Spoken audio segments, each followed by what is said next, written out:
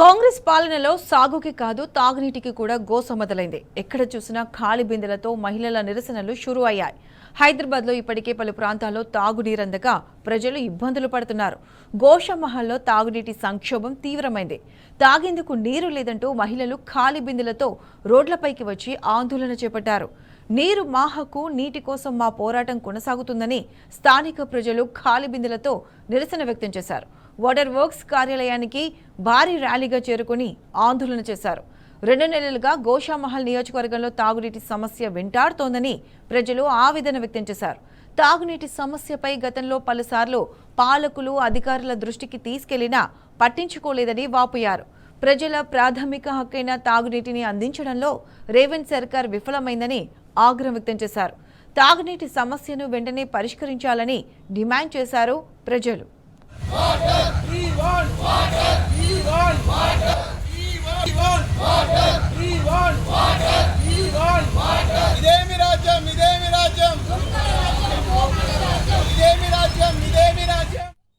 ఇట్లా అవ్వట్లేదు.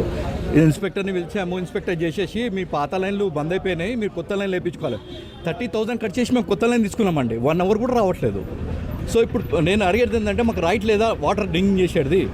మా ఎవరైతే కార్పొరేటర్ సాబ్ ఉన్నారో, ఎమ్మెల్యే సాబ్ ఉన్నారో, ఇప్పుడు రిటర్న్ రాసిస్తే మేము ఆయనకు ఓటేయము, మేము నీళ్ళు అడగము. కార్పొరేటర్ వాళ్ళ ఇంట్లో ఉన్నాడు, ఎమ్మెల్యే వాళ్ళ ఇంట్లో ఉన్నారు, కానీ who's going to be responsible దీని గురించి? అలా ఆయన ఓపెన్ పెట్టాడు, దాని నుంచి డ్రైనేజ్ వాటర్ వస్తుంది. కంటామినేటెడ్ వాటర్ తాగి మా దగ్గర మా ఏరియాలో ఇప్పుడు 4 పిల్లలు ఆల్రెడీ 105 ఫీవర్ నుంచి ఉన్నారు. వాళ్ళని ఎవరు చూస్తాడు? ఉస్మానియా కట్టింది మా గురించి, నీళ్ళు తాగిందంటే జాయిన్ కానీ. ఓకే, మాకు వాటర్ రైట్ కూడా లేదా?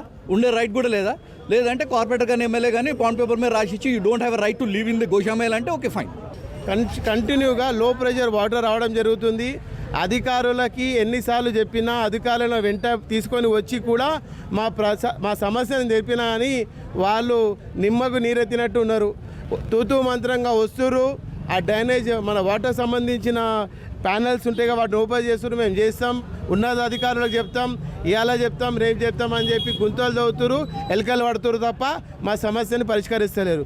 కలుషిత వాటర్ కంటిన్యూగా వస్తుంది, ఎల్లోయిష్ కలర్లో వాటర్ వస్తుంది. ఇరియని పక్షంలో గోషామహల్కి సంబంధించిన ప్రతి ఒక్కరం కూడా మేము రాబోయే రోజుల్లో వాటర్ వర్క్స్ డిపార్ట్మెంట్ని ముట్టడిస్తామని ఈ సందర్భంగా తెలియజేస్తూ पानी आता है वो बिल्कुल साफ़ नहीं होता है और प्रेशर भी बहुत कम होता है और 1 घंटे के अंदर अंदर बंद हो जाता है. इससे हमको बहुत प्रॉब्लम हो रही है. फिर इलाका अरेंज करते हैं और बाकी पानी के लिए भी कभी कभी टैंकरों पे भी हमको निर्भर होना पड़ता है.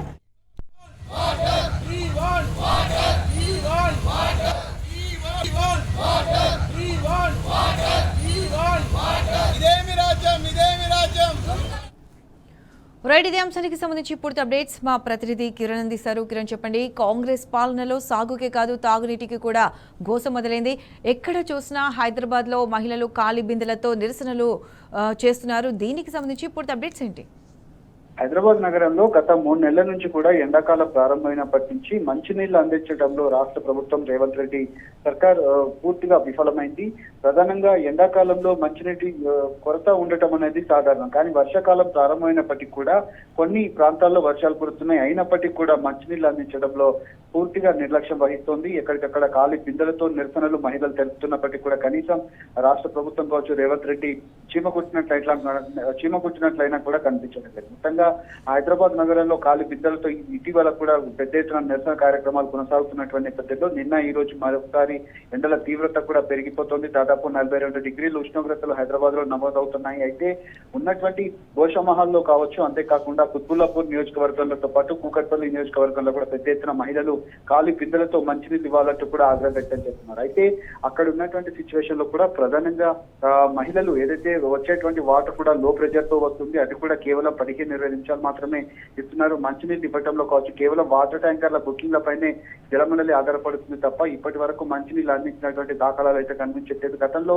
20,000 లీటర్లు మంచినీళ్ళు అందించింది. ఎండాకాలం సైతం కూడా మంచినీళ్ళు అందించినటువంటి ఘనత గత ప్రభుత్వం బీఆర్ఎస్ అధినేత కేసీఆర్ కావచ్చు, మున్సిపల్ శాఖ మంత్రి కేటీఆర్ కు అందిందని కూడా చెప్తున్నారు. ఎంతసేపు ప్రచార ఆర్భాటాలు, ప్రకటనలే తప్ప ఉన్నటువంటి రేవంత్ రెడ్డి ప్రభుత్వం కావచ్చు, అంతేకాకుండా మున్సిపల్ శాఖ మంత్రిగా కూడా రేవంత్ రెడ్డి పూర్తిగా విఫలమైనట్టుగా మహిళా సంఘాలు అయితే ఇటు మహిళలకు కావచ్చు, పెద్ద ఎత్తున ఇటు ప్రతిపక్ష పార్టీల నేతలు కూడా ఆరోపిస్తా ఉన్నారు. ఖచ్చితంగా మంచినీళ్ళు అందించాలి, లేదంటే మాత్రం జలమండలిని ముట్టడిస్తామంటూ కూడా మహిళలు పెద్ద ఎత్తున ఆందోళన వ్యక్తం చేసినటువంటి నేపథ్యంలో కనీసం అధికారులు కావచ్చు, లేదంటే ప్రభుత్వం కూడా ఈ అంశంలో మంచినీళ్లు పూర్తిగా ఎల్లిన ప్రభావంతో మంది ఎక్కడికక్కడ నీటి కటకట ఏర్పడుతుంది. జలాశయాల్లో నీటి ఉన్నప్పటికీ కనీసం మంచినీళ్ళు ఇవ్వటంలో, కనీసం ఆ వాటర్ ట్యాంకులు పంపించడంలో కూడా పూర్తిగా విఫలమయ్యారని కూడా ఆరోపిస్తున్నటువంటి పరిస్థితులు అయితే కనిపిస్తున్నాయి. ఖచ్చితంగా మంచినీళ్ళు ఇవ్వకుంటే మాత్రం జలమండలి ముట్టడిస్తామంటూ కూడా ఆందోళన చేపట్టారు. ఈ రోజు దాదాపు 3 నియోజకవర్గాల పరిధిలో ఇంత పెద్ద ఎత్తున ఆందోళన జరుగుతున్న కనీసం రాష్ట్ర ప్రభుత్వం అయితే పట్టించుకోవట్లేదు. ఖచ్చితంగా మంచినీళ్ళు అందించాలనేటువంటి డిమాండ్ తో కూడా పెద్ద ఎత్తున మహిళలు రోడ్డు మీదకి వచ్చినటువంటి దాఖలాలు అయితే మనకు కనిపిస్తా ఉన్నాయి. Right Kiran, thanks for the updates.